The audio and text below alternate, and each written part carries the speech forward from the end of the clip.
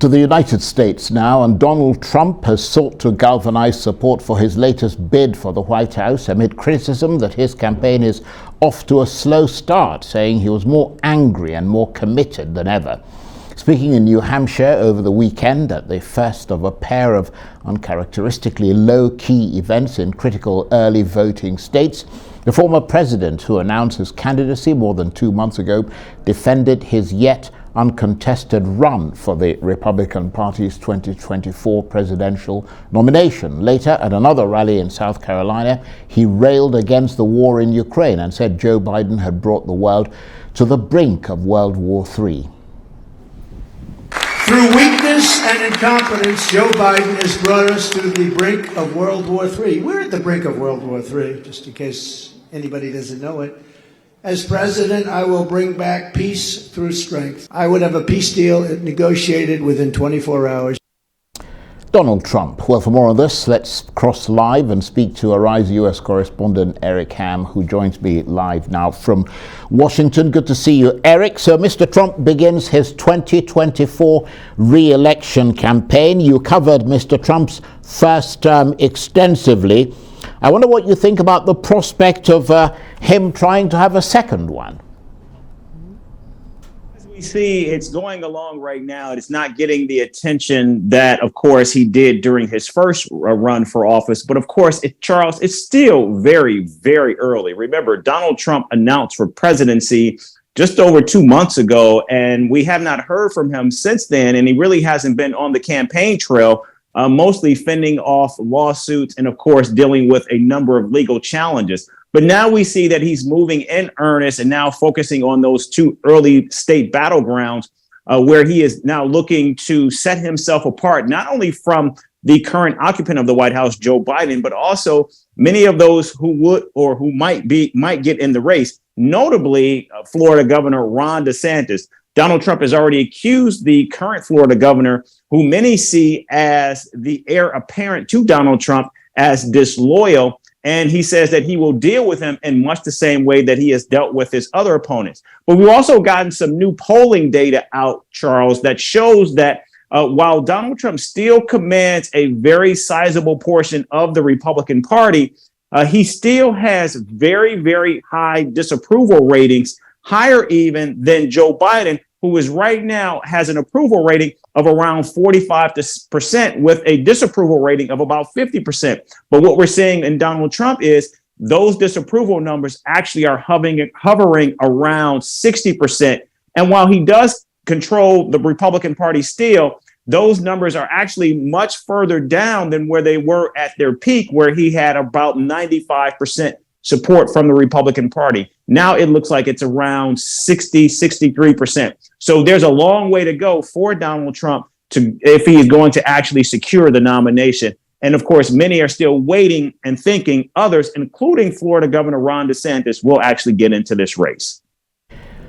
And if we've got more time, hopefully we'll talk a little bit about Joe Biden. But Eric, listening to the hints about how Mr. Trump is likely to campaign, he's recently mentioned the war in Ukraine, suggesting that the decision to send tanks to Ukraine would lead to nukes, as he put it. I wonder if this might become a talking point for Republican candidates ahead of the 2024 election, the argument that maybe President Biden is bringing America to another war. Yeah, that's a really good point. We've seen a number of far-right Republicans who believe that the United States should not be providing support or aid to Ukraine. However, when you look at what's actually taking place on the ground, and also the support that many Americans have shown for support to Ukraine, it doesn't seem as though that's going to be a political winner. But again, I think what we're seeing from Donald Trump is his efforts to try to contrast his efforts during his presidency versus that of Joe Biden, which quite frankly would give him an edge against his Republican opponents, because again, none of them have actually served in the White House, only Donald Trump has. And Eric, looking at the wider picture, because I mean, we've been talking about the Republican side of things, but at some point the Democrats will need to sort themselves out, won't they, on the case of whether or not Joe Biden stands again?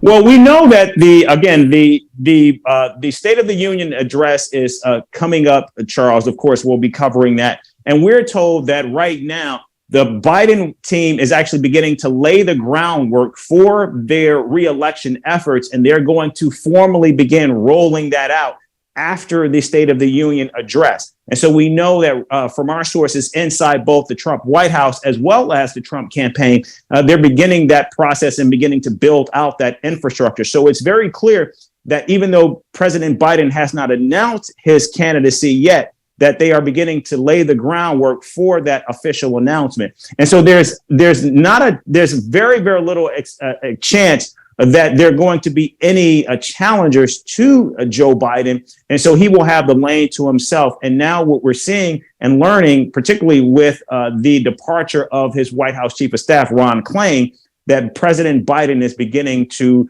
gear up for another run. And we could see a potential rematch of these two candidates. And I was going to ask you very briefly, Eric, would Donald Trump be a better candidate for Joe Biden? Would it benefit Mr. Biden if Mr. Trump runs? Because if Biden was to face someone like Ron DeSantis, who's a fresher, younger face than Biden and is a new politician, I imagine that would be a harder battle for him, briefly. Well, briefly, based on the early polling data, Ron DeSantis does not do well against any Democratic challenger, whether it's Joe Biden, Kamala Harris, or California Governor Gavin Newsom. And also neither does Donald Trump. But what we're seeing, Charles, is that Republicans right now have a lot of work to do because much of the country simply doesn't approve of not only the messaging, but the work that we're seeing put out by this new Congress, as well as comments from Donald Trump as well. Eric, thanks very much indeed. Eric Ham, our Rise US correspondent, talking to me there from Washington.